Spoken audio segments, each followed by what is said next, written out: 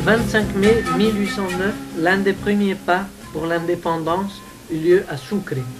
Le peuple de cette ville se souleva pour exiger la démission du président de la Real Audiencia de Charcas, c'est-à-dire la zone administrative qui correspond actuellement à la Bolivie.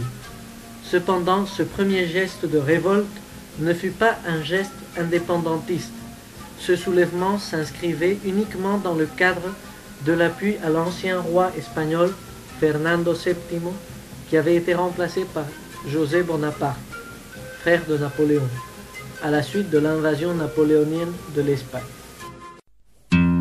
C'est le 16 juillet 1809 que naît l'insurrection pour l'indépendance américaine.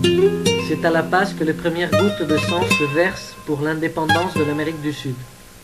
Ce jour, les révolutionnaires prirent le contrôle du régiment de la ville et organisèrent une junta tuitiva, une assemblée populaire qui proclama l'indépendance des colonies américaines espagnoles.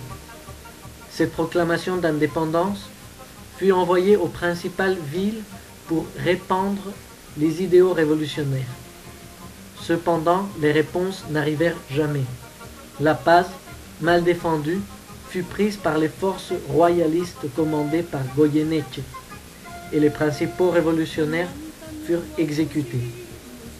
Pedro Domingo Murillo, président de la Junta Tuitiva, avant d'être exécuté, prononça la phrase suivante: Yo muero, pero la tea que dejo encendida, nadie la podrá apagar. Que viva la libertad. Je meurs, mais la torche que je laisse allumée, personne ne pourra l'éteindre. Vive la liberté. Dans cette première étape de la guerre d'indépendance en Bolivie, les révolutions citadines furent réprimées et les révolutionnaires furent incarcérés ou exécutés. Cependant, les idéaux indépendantistes et libertaires ne furent pas détruits. Un vent de liberté soufflait maintenant dans tout le continent. Le feu de la révolution ne pouvait que grandir avec la répression espagnole. À partir de 1812, dans les zones rurales du Haut-Pérou, les groupes révolutionnaires commençaient à être organisés par des chefs guerrilleros. Ces groupes révolutionnaires, nommés guerrillas ou montoneras, n'étaient pas des armées régulières. Et conscients de la supériorité militaire des royalistes, les guerrilleros évitaient les batailles à champ ouvert. Ces groupes d'hommes qui connaissaient très bien leur région prenaient place dans des zones géographiques d'accès difficile pour pouvoir faire des attaques éclairs. Les guerrillas contrôlèrent de grandes régions dans le Haut-Pérou. Ces régions, nommées Republiquetas, contrôlaient des points stratégiques, comme les chemins d'accès aux différentes villes. Ces pseudo-républiques se situaient surtout dans les vallées entre l'altiplano et les terres basses. Ceci permettait aux forces révolutionnaires de contrôler les deux écosystèmes. Les montoneros avaient des relations stratégiques avec les révolutionnaires des principales villes, mais aussi avec le gouvernement de Buenos Aires, gouvernement qui avait déjà réussi à conquérir son indépendance.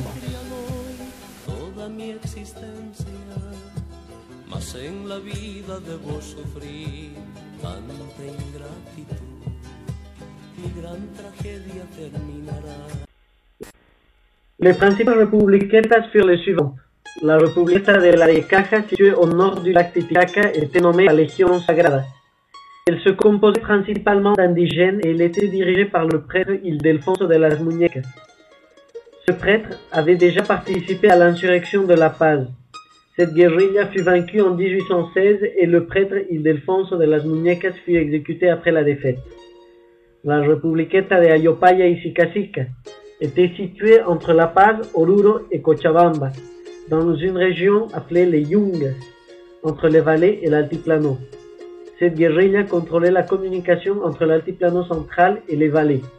Les chefs furent les commandants Eusebio Lira, José Manuel Chinchilla et José Miguel Lanza.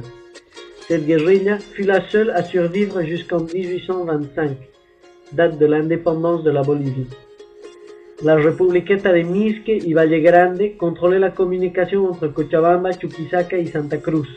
Cette guérilla était dirigée par Juan Antonio Álvarez de Arenales.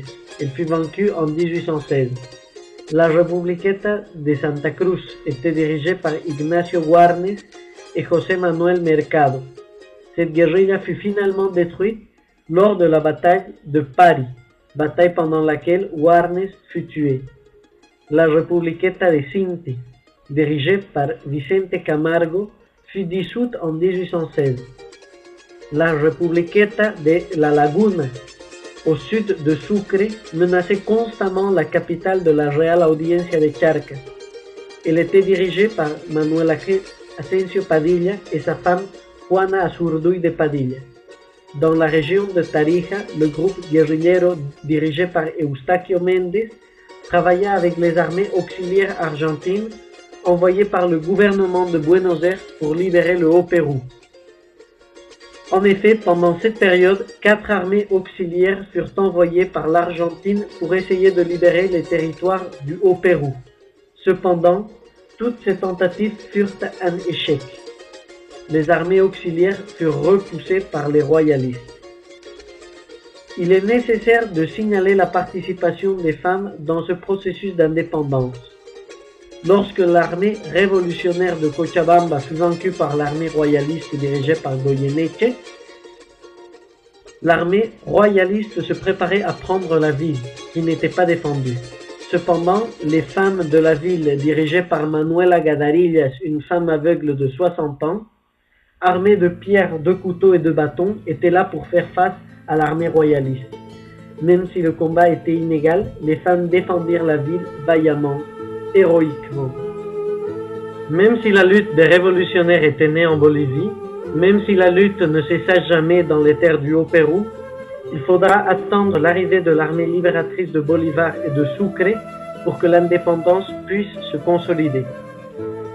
L'armée grand colombienne de Antonio José de Sucre et du général Andrés de Santa Cruz rentra dans la ville de La Paz par le nord et remporta une importante victoire à la bataille de Cepita en août 1823. Puis Bolívar remporta une importante victoire dans la bataille de Junín le 6 août 1824, puis une autre à la bataille de Ayacucho le 9 décembre 1824. Peu de temps après, les dernières armées royalistes signèrent leur reddition.